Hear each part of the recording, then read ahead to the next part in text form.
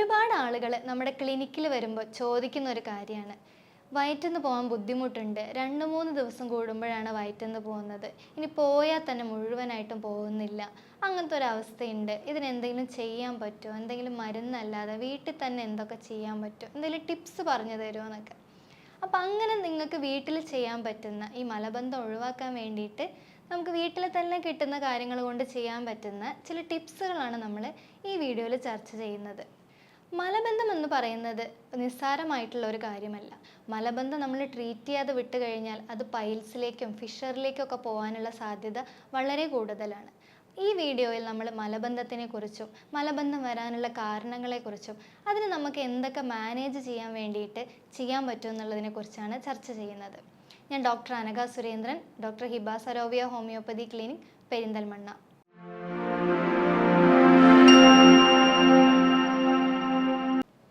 മലബന്ധം വരാനുള്ള കാരണങ്ങൾ ചർച്ച ചെയ്യുകയാണെങ്കിൽ മെയിനായിട്ട് അതിന് 5 കാരണങ്ങളാണുള്ളത്. ഒന്നാമത്തെ കാര്യം എന്ന് പറയുന്നത് വെള്ളം കുടിക്കുന്നത് കുറവ്. വെള്ളം കൂടി കുറവാകുന്ന സമയത്ത് എന്താ സംഭവിക്കുക എന്ന് വെച്ചാൽ, നമ്മുടെ മലം പുറത്തു പോകുന്നതിന് മുമ്പ് വൻകുടൽ വെച്ചിട്ടാണ് പോഷകങ്ങളും ജലവും എല്ലാം ആഗിരണം ചെയ്യുന്നത്. ഈ വെള്ളം കുറവാകുന്ന സമയത്ത് എന്താ സംഭവിക്കുക എന്ന് വെച്ചാൽ, നമ്മുടെ മലത്തിൽ നിന്ന് തന്നെ വൻകുടലിലേക്ക് വെള്ളം ആഗിരണം ചെയ്യാൻ തുടങ്ങും. അങ്ങനെയുള്ള സാഹചര്യങ്ങളിൽ മലം കട്ടിയായിട്ട് പോകാനുള്ള ഒരു സാധ്യതയുണ്ട്. രണ്ടാമത്തെ കാര്യം എന്ന് പറയുന്നത് നാരുകൾ അടങ്ങിയ ഭക്ഷണങ്ങൾ കുറവായി കഴിക്കുന്നതാണ്. നാരുകൾ ഉണ്ടെന്നുണ്ടെങ്കിൽ മലം കുറച്ചും കൂടെ കട്ടിയില്ലാതെ സ്മൂത്തായിട്ട് പോകാനായിട്ട് ഹെൽപ്പ് ചെയ്യുന്നുണ്ട്. മൂന്നാമത്തെ കാര്യം എന്ന് പറയുന്നത് മലം പിടിച്ചു വെക്കുന്നതാണ്. ഇപ്പോൾ മലവിസർജന സമയത്ത് അത് പിടിച്ചു വെക്കുന്നത് മലബന്ധം കൂട്ടാനായിട്ട് കാരണമാകുന്നുണ്ട്. നാലാമത്തെ കാര്യം എന്ന് പറയുന്നത് വ്യായാമക്കുറവാണ്. നമ്മളൊരു നടത്തമോ അല്ലെങ്കിൽ നമ്മളൊരു ശാരീരികമായിട്ടുള്ള ചലനങ്ങളും ചെയ്യുന്നില്ല എന്നുണ്ടെങ്കിൽ അത് നമ്മുടെ മലദ്വാരത്തിൻ്റെ പേശികളായിക്കോട്ടെ കുടലിനെ ആയിക്കോട്ടെ അതിൻ്റെ ചലനവും കൂടെ മന്ദഗതിയിലാക്കുന്നുണ്ട്. അഞ്ചാമത്തെ കാര്യം എന്ന് പറയുന്നത് നമ്മളുടെ ടോയ്ലറ്റിലെ സിറ്റിംഗ് സ്റ്റൈലാണ്. ഇന്ത്യൻ ടോയ്ലറ്റിലെ സിറ്റിംഗ് രീതിയാവുമ്പോൾ നമ്മുടെ മലദ്വാരത്തിന് ചുറ്റുമുള്ള പേശികൾ ഒന്നും കൂടെ വലിച്ചു നിർത്താനോ അതുവഴി മലം സ്മൂത്തായിട്ട് പോകാനും അത് കാരണമാവുന്നുണ്ട്. നേരെ മറിച്ച് വെസ്റ്റേൺ ടോയ്ലറ്റിലെ രീതിയാണെന്നുണ്ടെങ്കിൽ അത്രത്തോളം പേശി വലിവ് അവിടെ ഉണ്ടാവുന്നില്ല. മലബന്ധം എന്നത് തെറ്റായ ഭക്ഷണക്രമങ്ങൾ കൊണ്ടും തെറ്റായ ജീവിതശൈലി കൊണ്ടും വരാവുന്ന ഒരു കാര്യമാണ്. ഇതിന് നിങ്ങൾക്ക് ഭക്ഷണത്തിൽ ഉൾപ്പെടുത്താവുന്ന ചില കാര്യങ്ങൾ എന്താണെന്ന് നോക്കാം. പഴവർഗ്ഗങ്ങൾ നോക്കുകയാണെങ്കിൽ പപ്പായ, ഏത്തപ്പഴം, അതേപോലെ പേരയ്ക്ക കുരുവോടെ കഴിക്കുക, ആപ്പിൾ തൊലിയോടെ കഴിക്കുക. അതേപോലെ പച്ചക്കറികളാണെങ്കിൽ മുരിങ്ങ, ചീര, അങ്ങനത്തെ ഇലവർഗ്ഗങ്ങൾ ഉൾപ്പെടുത്തുക. ഇനി ധാന്യങ്ങളാണെന്നുണ്ടെങ്കിൽ തവിടുള്ള അരി, ഗോതമ്പ് അങ്ങനത്തതൊക്കെ കഴിക്കുന്നത് ഫൈബർ കണ്ടൻറ്റ് കൂട്ടാനായിട്ട് സഹായിക്കുന്നുണ്ട്. അതേപോലെ ധാരാളം വെള്ളം കുടിക്കുക എന്നുള്ളതാണ് വേറൊന്ന് ചെയ്യാൻ പറ്റുന്നത്. ഒരു ദിവസം 3 മുതൽ 4 ലിറ്റർ വരെ വെള്ളം കുടിക്കുന്നത് ദഹനം കുറച്ചും കൂടെ എളുപ്പമാകാനും മലം ഭയങ്കര സ്മൂത്തായിട്ട് പോകാനായിട്ടും ഹെൽപ്പ് ചെയ്യും. ദിവസവും രാവിലെ വെറും വയറ്റിൽ ഇളം ചൂടുവെള്ളം കുടിക്കുന്നത് ദഹനം കുറച്ചും കൂടെ എളുപ്പമാക്കാനും മലം കുറച്ചും കൂടെ സ്മൂത്തായിട്ട് പോകാനും ഹെൽപ്പ് ചെയ്യുന്നുണ്ട്. വീട്ടിൽ ചെയ്യാവുന്ന ലളിതമായ കാര്യങ്ങൾ നോക്കുകയാണെങ്കിൽ അതിൽ ഒന്നാമത്തെ കാര്യം എന്ന് പറയുന്നത് ഒരു 5-6 ഉണക്കമുന്തിരി രാത്രി കിടക്കുമ്പോൾ വെള്ളത്തിലിട്ട് വെച്ച് രാവിലെ ആ വെള്ളത്തോട് കഴിക്കുന്നത് നല്ലതാണ്. ഇനി അല്ലെങ്കിൽ രാത്രിയിൽ പാലിൽ ചേർത്ത് ഉണക്കമുന്തിരി കഴിക്കുന്നതും നല്ലതാണ്.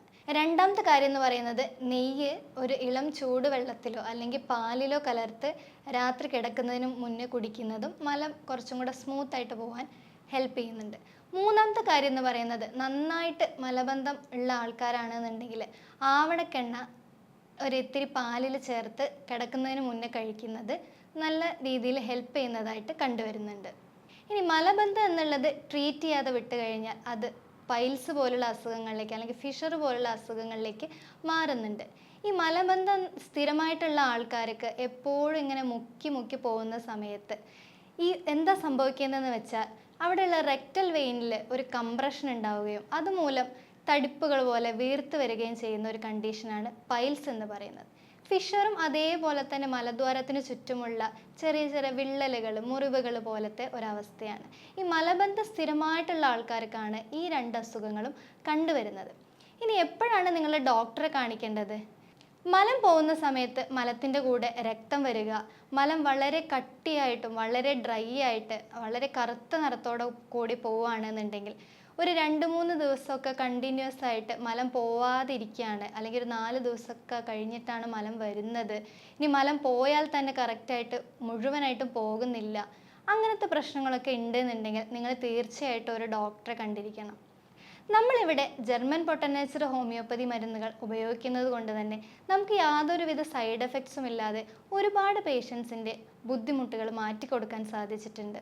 നമ്മൾ നിങ്ങളോട് കാര്യങ്ങൾ ഡീറ്റെയിൽ ആയിട്ട് ചോദിച്ചറിഞ്ഞ് നിങ്ങളുടെ ശാരീരികവും മാനസികവുമായിട്ടുള്ള കാര്യങ്ങൾ മനസ്സിലാക്കി നിങ്ങൾക്ക് എന്ത് കാരണം കൊണ്ടാണ് ഈ ബുദ്ധിമുട്ടുകൾ ഉള്ളത് എന്ന് തിരിച്ചറിഞ്ഞ് അതിനുള്ള മരുന്നുകളാണ് കൊടുക്കാറുള്ളത്. നിങ്ങൾക്ക് ഈ പ്രശ്നത്തിനെ കുറിച്ച് കൂടുതൽ അറിയാനോ എന്തെങ്കിലും സംശയങ്ങളോ ഉണ്ടെന്നുണ്ടെങ്കിൽ നിങ്ങൾക്ക് താഴെ കൊടുത്തിരിക്കുന്ന നമ്പറിൽ കോൺടാക്റ്റ് ചെയ്യാവുന്നതാണ്. ഈ വീഡിയോ ഉപകാരപ്രദമായെന്ന് വിശ്വസിക്കുന്നു. അടുത്ത വീഡിയോയുമായി വീണ്ടും കാണാം.